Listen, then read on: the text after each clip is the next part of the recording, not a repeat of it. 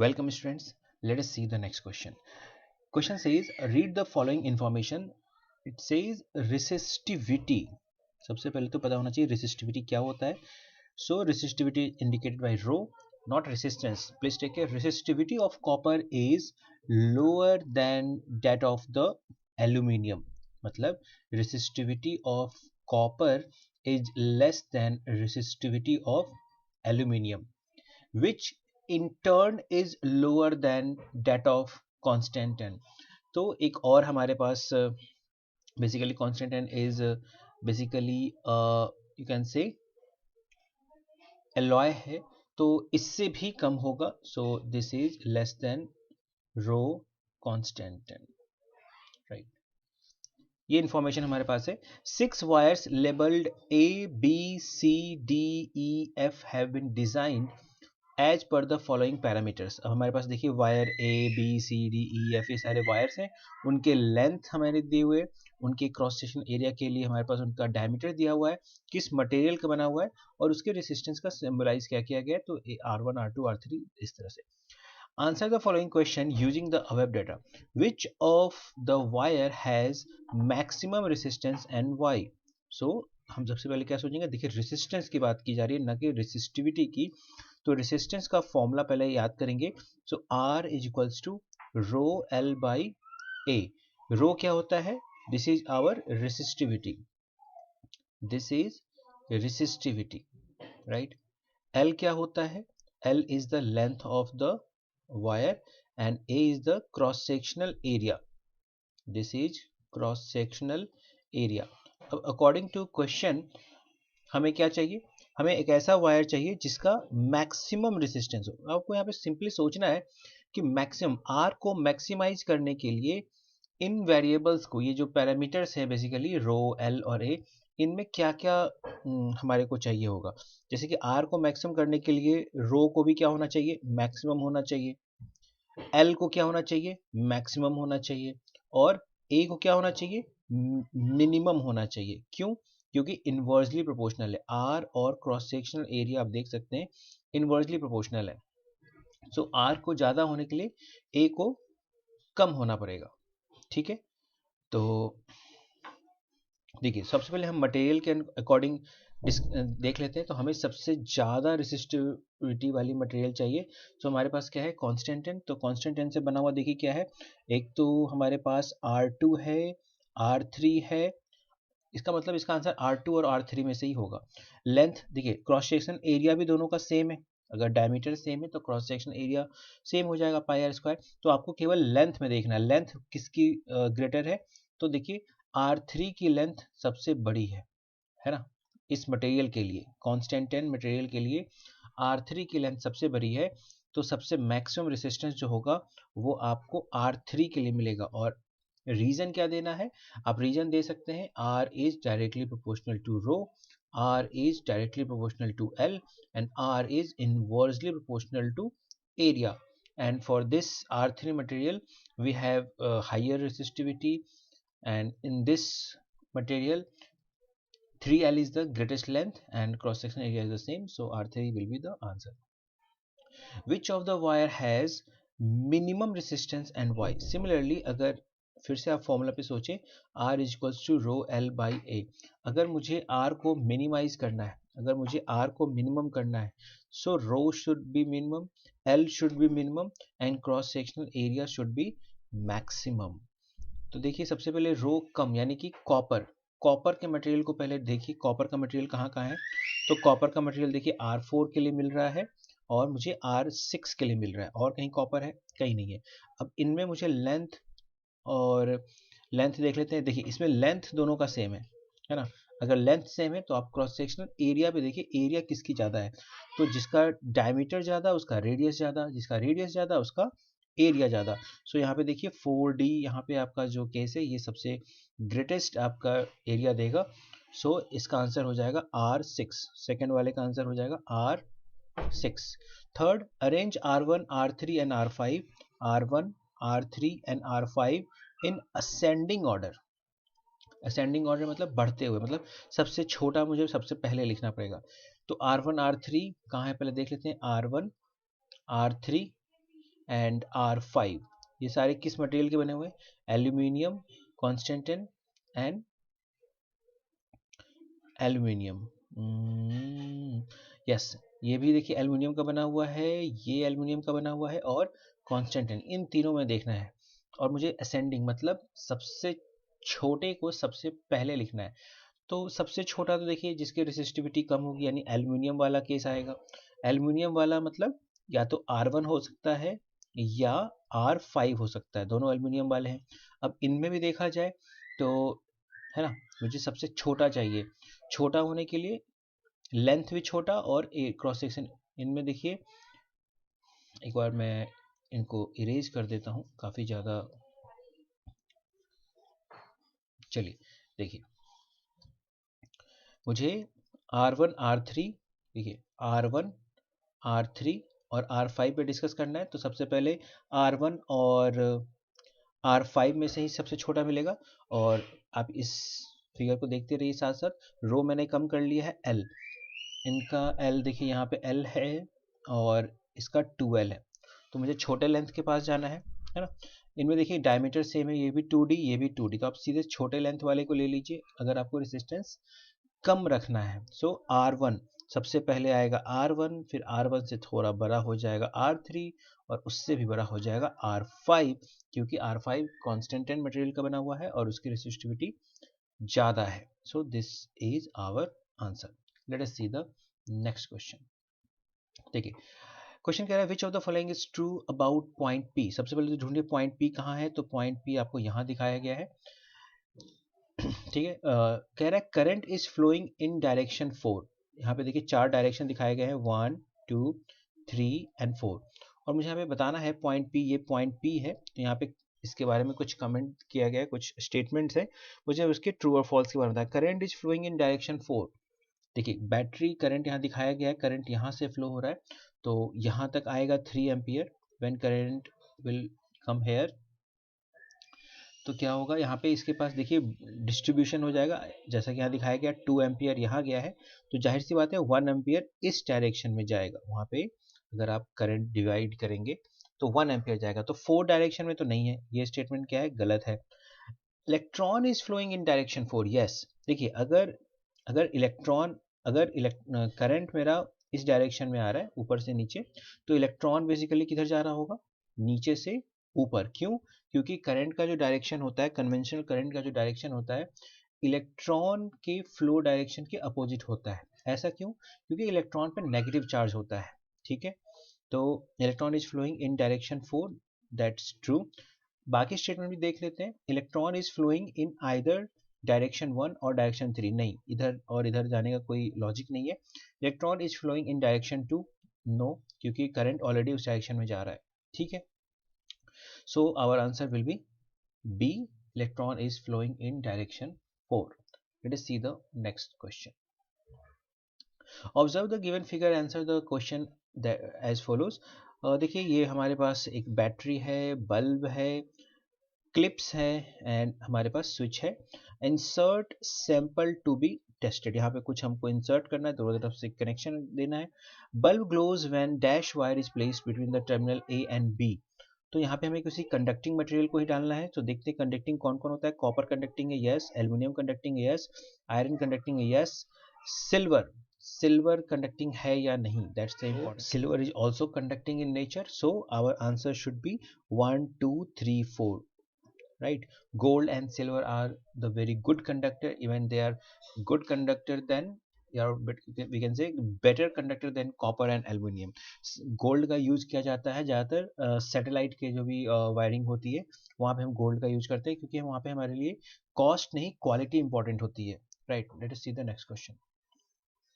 A current carrying wire should be charged, right? The current in a wire is due to flow of free electrons in a definite direction। देखिए ये statement तो बिल्कुल सही है और first statement wrong है। देखिए charge नहीं होना चाहिए, चार्ज होने का मतलब है कि उस पर कोई नेट चार्ज हो। तो कोई भी, जैसे हमारे पास वायर है, ये कॉपर वायर है, तो इसमें चार्ज नहीं होता है। इसके जो इलेक्ट्रॉन्स होते हैं, फ्री इलेक्ट्रॉन्स, वही एक रोटेटिंग सर्किट में, एक रोटेटिंग फ्लो में मूव करते रहते हैं, इसमें कोई चार्ज नहीं आता है, राइट। चार्ज्ड होना जरूरी नहीं है। ऐसा मत समझिए कि जैसे कि अगर आप ऐसा कुछ समझिए इसको कि अगर मैं इस कंडक्टर को एक किसी बैटरी से कनेक्ट कर देता हूँ, राइट, अगर मैं इस कंडक्टर को किसी बैटरी से कनेक्ट करता हूँ तो आप जानते हैं कि चार्ज फ्लो करेगा। तो चार्ज फ्लो करने से क्या इस कंडक्टर के अंदर चार्ज डेवलप हो जाएगा? जैसे आप ऐसे समझिए कि चार्ज था, चार्ज फ्लो आउट हो गया, तो क्या यहाँ पे डिफिशिएंसी ऑफ चार्ज क्रिएट हो जाएगी? अगर चार्ज फ्लो आउट हो गया तो क्या यहाँ पे इलेक्ट्रॉन की डिफिशिएंसी हो जाएगी? इलेक्ट्रॉन धीरे धीरे खत्म हो जाएंगे, वायर धीरे धीरे पतला हो जाएगा? तो नहीं, ऐसा कुछ भी नहीं होता, ये इलेक्ट्रिकली न्यूट्रल ही रहता है। So this statement will be wrong and this statement will be true. So this is true, this is false, right. Let us see the next question.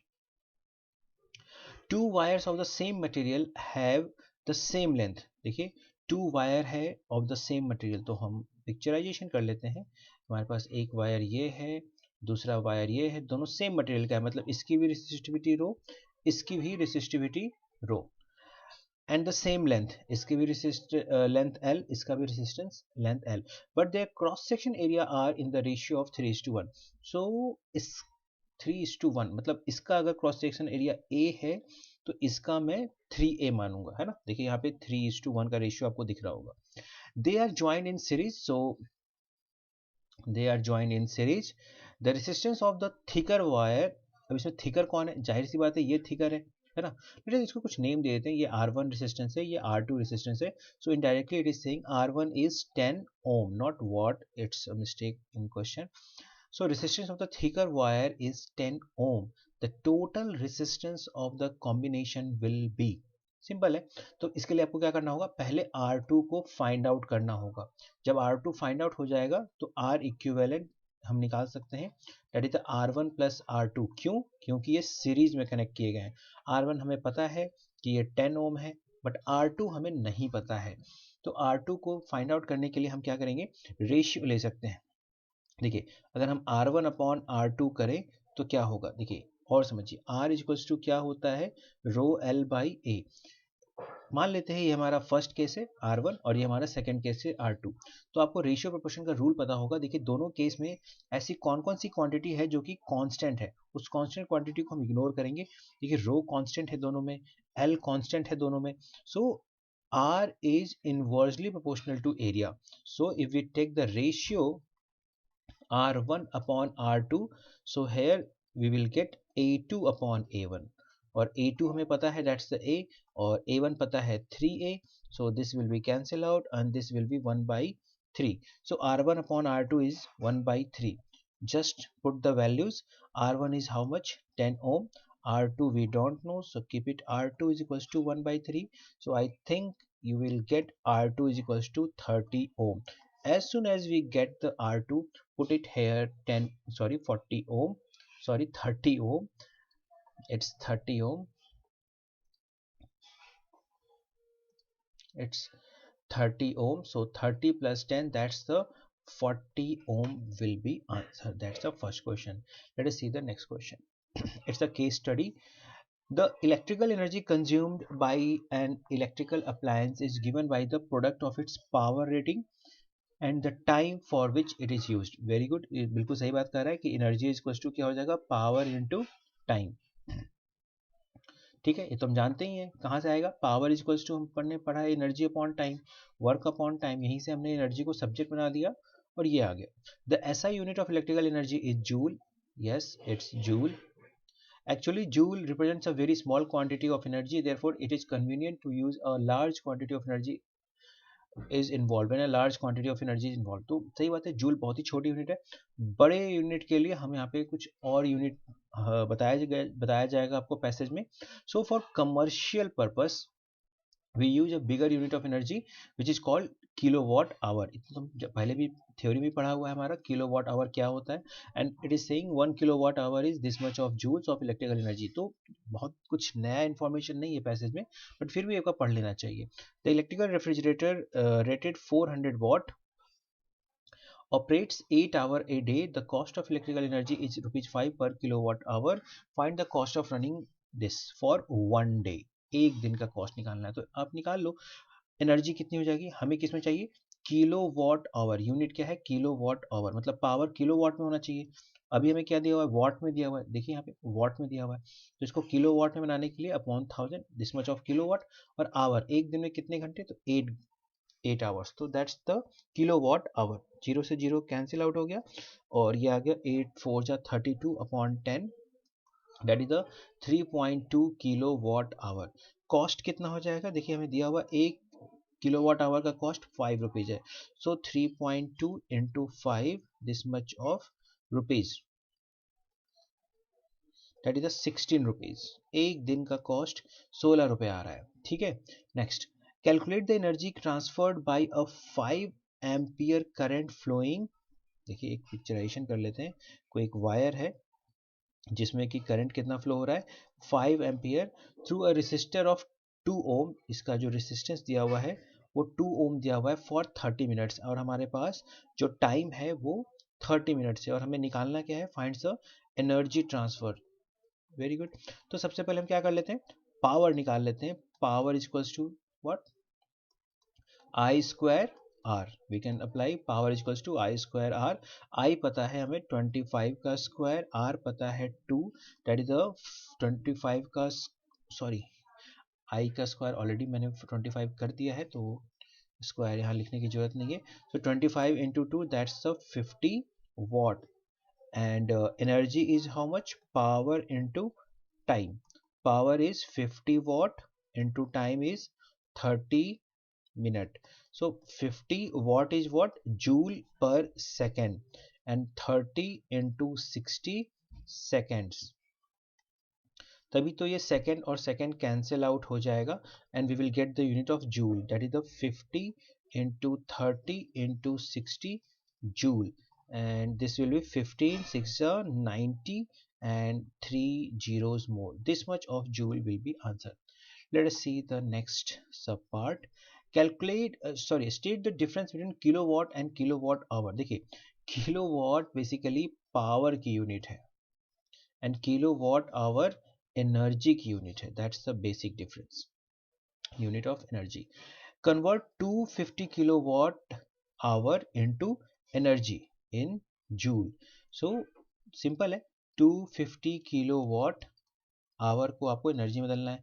हमें पता है 1 किलोवाट आवर जो है वो 3.6 इंटू 10⁻⁶ जूल है। देखिए अभी तो इस पैसेज में दिया हुआ है आपको, लेकिन आपको ये याद रखना है, बहुत इंपॉर्टेंट डाटा है। So 250 kilowatt hour will be equals to 3.6 into 10⁻⁶ into 250 this much of joule, whatever you get that will be your answer. Let us see the next question।